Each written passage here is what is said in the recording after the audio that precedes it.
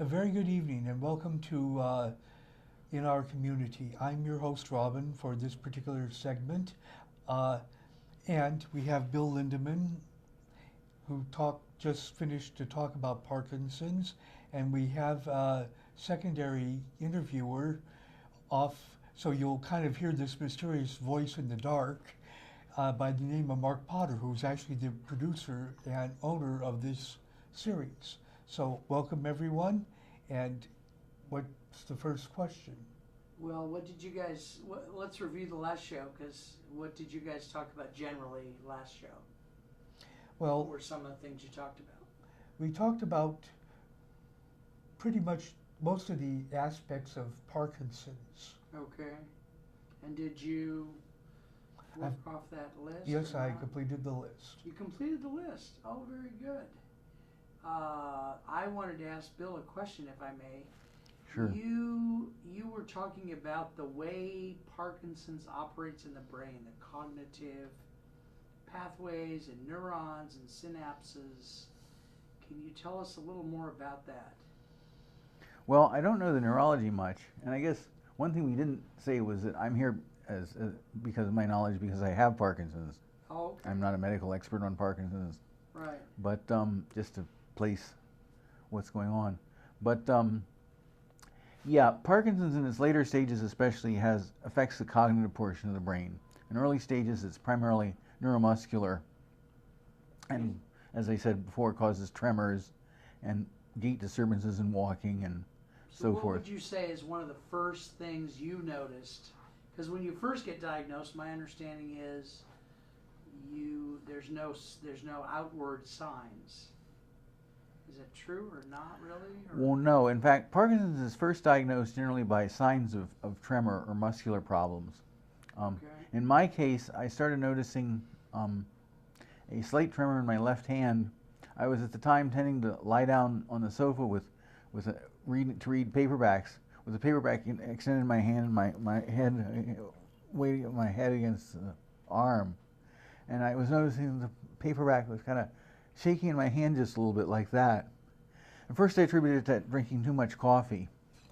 Yeah. But Okay. then I began to realize that there was something unusual, more unusual than it should be there. Okay. So I went to a neurologist, and actually went to my primary physician first. She referred me to a neurologist, and then the neurologist diagnosed Parkinson's after a couple of visits. He tried me on Parkinson's medication first, because that would tell him whether, if I responded to the medication, whether I likely had Parkinson's. Okay. Now, Robin, please do jump in whenever you want. Okay. Yeah. I don't want to be seen as over being. We're just, Well, like I said, I'm honestly listening to the answers and trying to evaluate what Yeah. would the next best question be. Yeah. So did the medication that they tried help at all at first? Yeah, he put me on, it's called Cinemed. It's the carbidopa plus levodopa combination. The gold standard for treating Parkinson's, the original standard. Mm-hmm. He put me on that for 4 days, and then had me come in at the end of the 4 days, and I was definitely better. Of course, I had very few symptoms then for him to see. Yeah. And he continued to treat me for, I think it was a few years, a couple of years maybe. And then he referred me to the Parkinson's Institute in Sunnyvale here. Oh, really? Which- Okay. I've heard of it. Yes, which is a wonderful resource that we have in the valley. Yeah. You don't find Parkinson's treatment centers, just in anywhere in the country. Right. And as my first neurologist put it, he is a general neurologist. He treats all sorts of neurological problems. Whereas at the Parkinson's Institute, they do Parkinson's all day, every day. Right. Exactly. And so that he felt was the best continuing treatment for me. Okay. Well, I find it interesting because in the fact that, there's a very valuable center here in Sunnyvale, or well, actually we're in Mount View, but there's a very valuable center in Sunnyvale, and yet I don't know who or if anyone knows about it, except for people that are suspecting a problem and going to see their general practitioner. Well, yeah, certainly there are a number of medical specialty facilities all around the valley and the country for different conditions you don't really become aware of unless you touch on that condition if a family member or yourself has it or receives treatment for it. Right, and every place like that, including the Parkinson's Center in Sunnyvale, has the same problem, which is one of the reasons we created this show in the first place. A lot of these nonprofits do not have the money to tell the public that they exist or that what their services are. Well, I have a friend at church that's an active volunteer at the Sunnyvale Parkinson's Center, and they are quite active in trying to get the word out.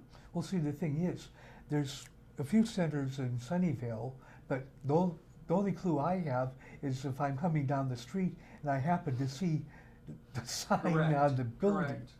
Now, Bill, I wanted to ask you something else that's maybe a different slant on this thing. Mm-hmm. How many? I want to kind of explore what it feels like. You know, what happens in your life. So, how many years have you had Parkinson's? How did you feel when you first realized you were getting it? What were your, if I may, and please decline to answer questions that are No, go ahead. too personal or something. What were your thoughts? What were your emotions? How did you go to see a therapist and say, hey, I've got this new event in my life that's going to change my life? Or how did that kind of start? How did it begin when you realized, okay, now I have a life with Parkinson's in it instead of not Parkinson's? Well, at first I didn't, I guess I didn't really delve into it or look into it in detail. So I didn't know what range of symptoms I would face down the road.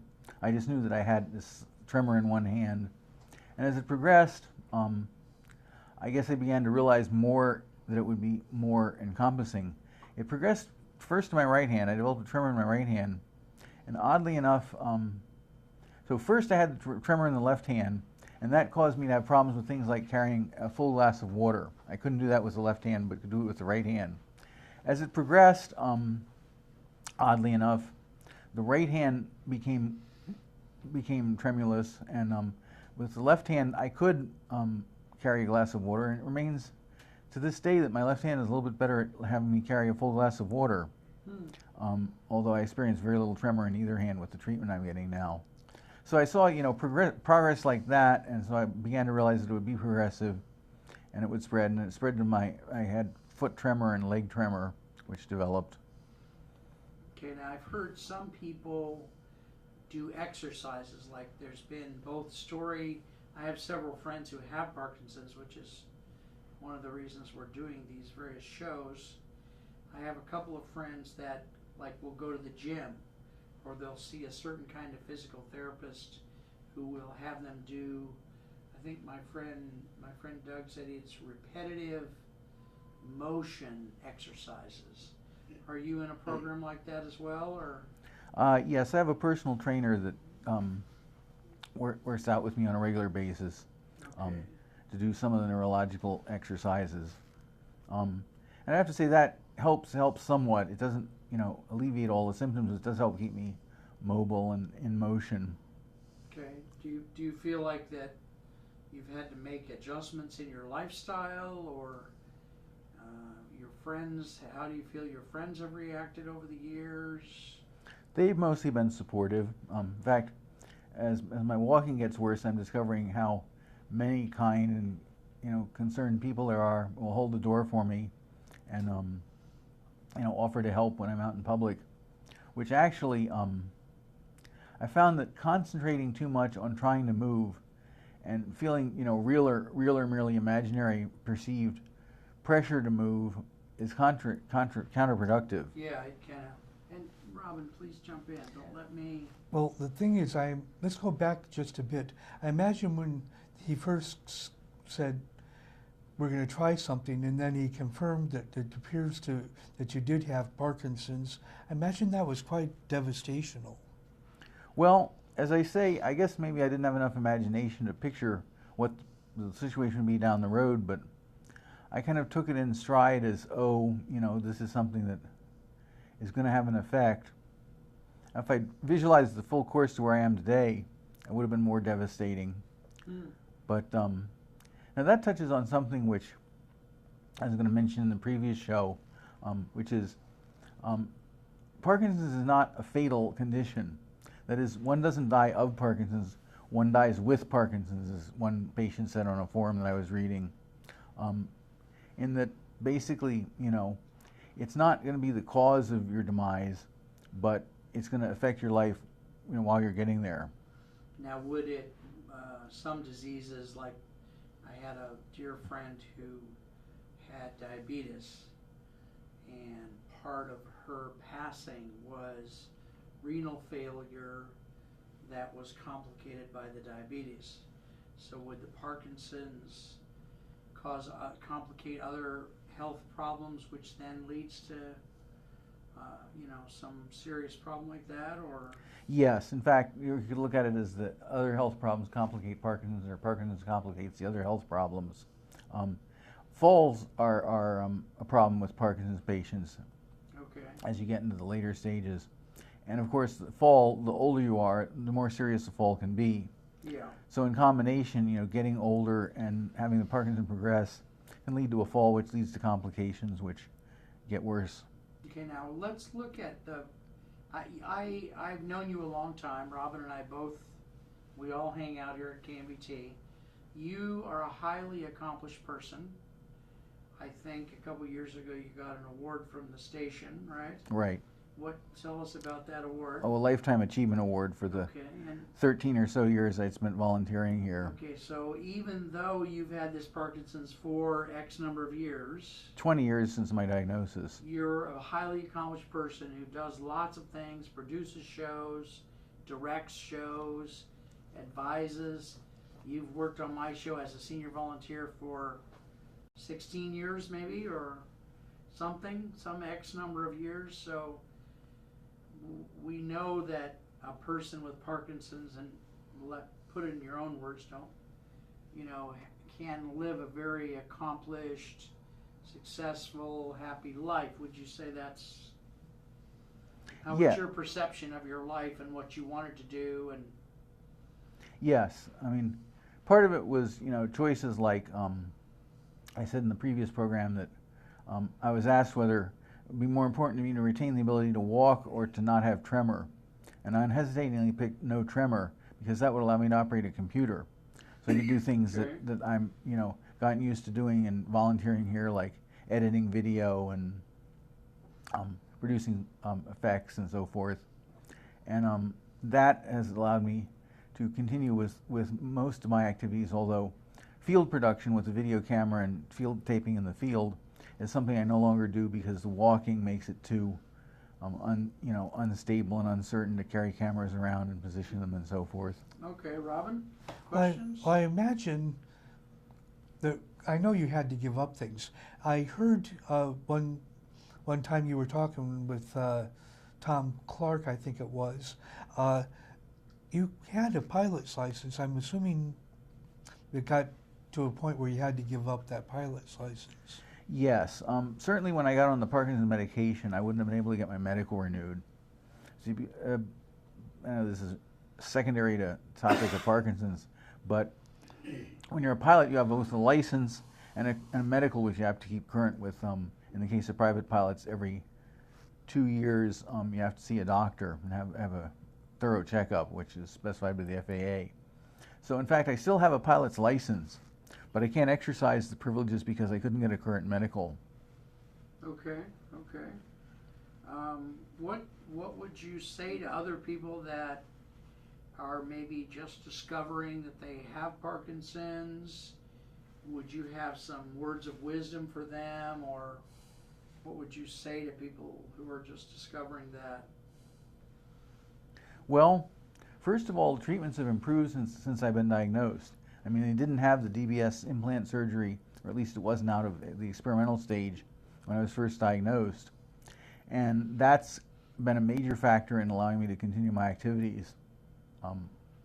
So you can always look for breakthroughs around the corner, and the treatments that are available now go a long way towards ameliorating the symptoms, basically reducing the symptoms enough that you can, participate in many activities that otherwise with untreated Parkinson's you wouldn't be able to.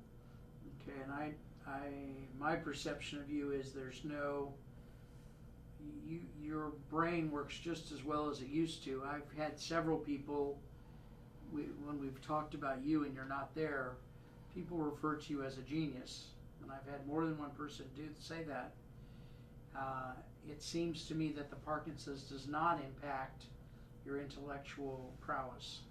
So far, it's had minimal impact. I find my memory is getting worse, but then again, that happens with age too. I was going to say. Yeah. Yes. We're all guilty of that. That's right. It really does. In specific ways, though, I can see basically that maybe the surgery, disturbed certain areas of the brain, not disturbed, but, basically impacted certain areas of the brain. Because I'll find that I can watch an episode of a TV series and come back to it, weeks or a couple months later, and from the description and then from actually rewatching the episode, I'll find very little that rings a bell. It's like I haven't watched it at all. Okay. So that is much worse than my memory was, before.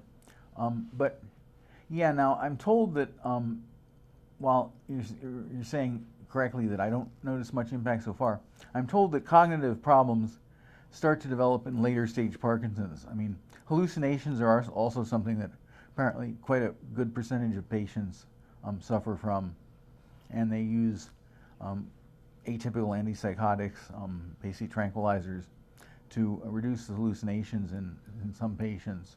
Okay, so even though you have Parkinson's, we know that as a fact, you're leading a productive, full life. That's my perception of it. Robin, you have some things to add here? Because I see him regularly doing what you said. We always hang out together. We all hang out together and do things, and I'm always calling you on the phone asking you for advice about editing or a show or something we're going to do on the show. So you've always helped us on our show for decades. Right. And like I said, I see him regularly directing or technical directing shows, audio. He's quite a regular here, so it's not if it were affecting that, we would notice. Yep. And you check in with your doctor about how often, would you say? Every 2 months. Okay, so it's not like you're in there every couple of weeks or something. And yeah, he spends better part of an hour with me. He tunes up the settings on the neural stimulator, and he occasionally tweaks my medication regime. Like he added a new drug back that I'd been taking years ago. He added it back this last year. Okay. And that's supposed to help my walking. One thing about the development of the symptoms I was going to say is, as far as I've been so far, the changes are slow. So luckily I've had kind of the ability to adjust. I walk a little less stably every month or whatever, so I can compensate by being a little more careful or, using my cane a little bit more strategically. Right. It's not like I wake up, so far, not like I've woken up one morning and suddenly I couldn't walk at all or something like that. Yeah, okay. So that's helped in adjusting to it and finding ways around the symptoms. Okay, now are you in an active Parkinson's group, a support group, where you all talk about your situation, or?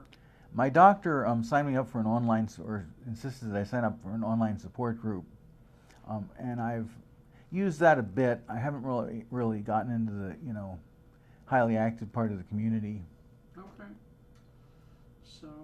So I don't have a lot more questions, but I want to give the audience a perception of what it might be like, and I'm trying to highlight the positive parts of it, if that can be said that way. I hope it can.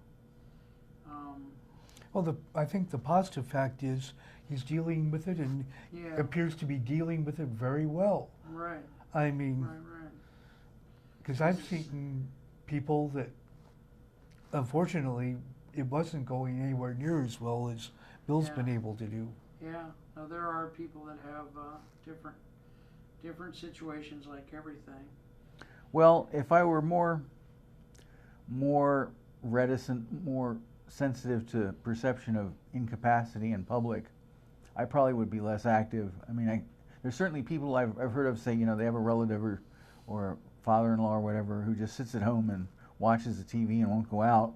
Yeah. I think some of that with some people would be, I mean, I feel a little bit self-conscious, when I'm trying to get through a doorway and my feet aren't moving for me and I'm trying to take a step.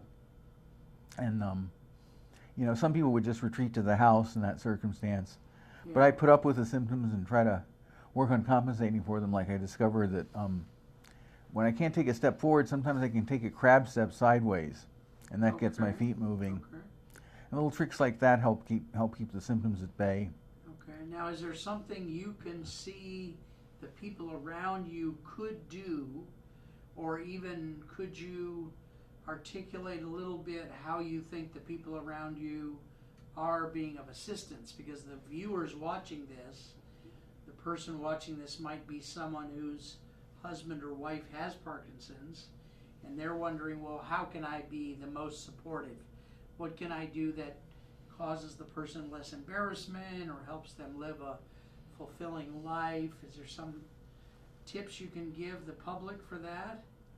Well, probably, for a family member, I'd say work with the Parkinson's patient to identify what works best, but listen to them and don't necessarily impose your perceptions on them. For instance, I try to get people to go around if I'm having trouble going through a doorway or something, and there's room for people to go around, or if I see somebody heading for a doorway, and I'll beckon them through ahead of me. And often they want to stop and open the door and something, and holding the door open does help, that's true. But often they'll say, oh, no, you go first. And that just puts me in the position of being more conscious of the fact that, somebody's waiting for me. And even if they're very patient, that knowledge, affects my brain and therefore affects my ability to deal with the walking. Yeah, go ahead. I was going to say, it sounds like, we have two types of patients.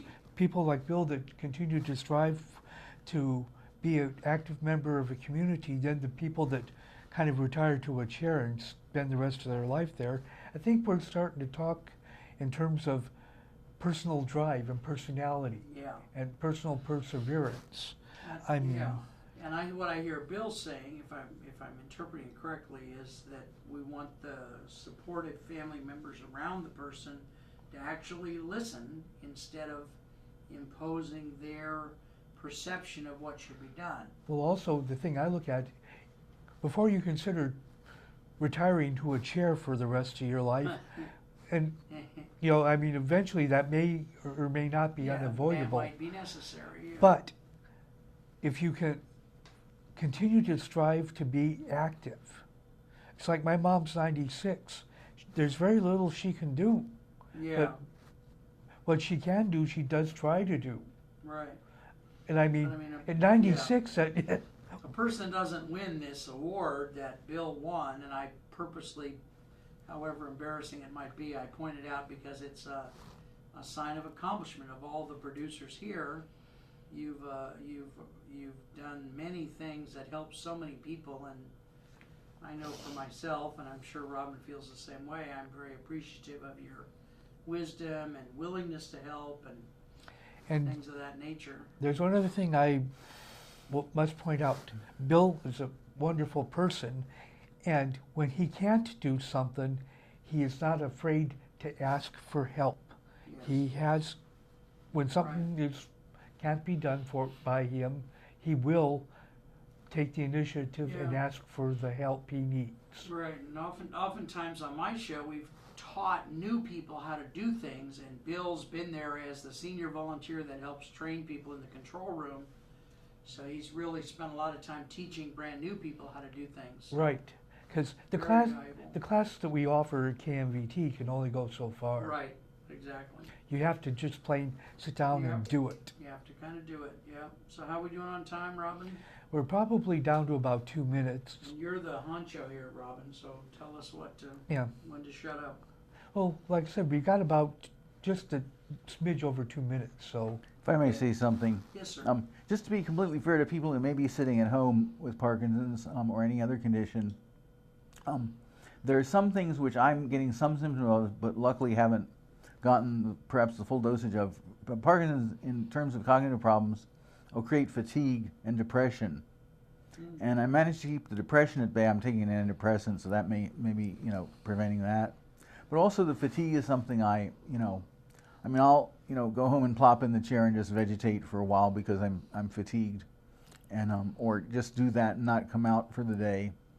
So if somebody is suffering from more fatigue, that may be a problem, and I guess try to fight the fatigue by getting going when I have to, but then giving myself a chance to rest when I need it. Right. Sounds like part of what you're saying is not all of it is listen for the Parkinson's patient to listen to their own body, if you will, and what messages the human body is giving them. Does that sound right, or am I misinterpreting? Yes, basically give yourself the space to cope with your symptoms, which is why, like I said, somebody's going through the door ahead of me, or meeting at the door, and they say go ahead. I say no, you go ahead, because that basically gives me more space, because I don't feel I have to get through the door to get this other person through. I let them go ahead of me, and that just gives me more space to compensate. Well, it looks like we are out of time for the second part of a two-part series. I wish to thank you all for watching In Our Community. Producer Mark Potter and our guest Bill Lindemann. I do thank you for watching. Best wishes all, and have a very good night.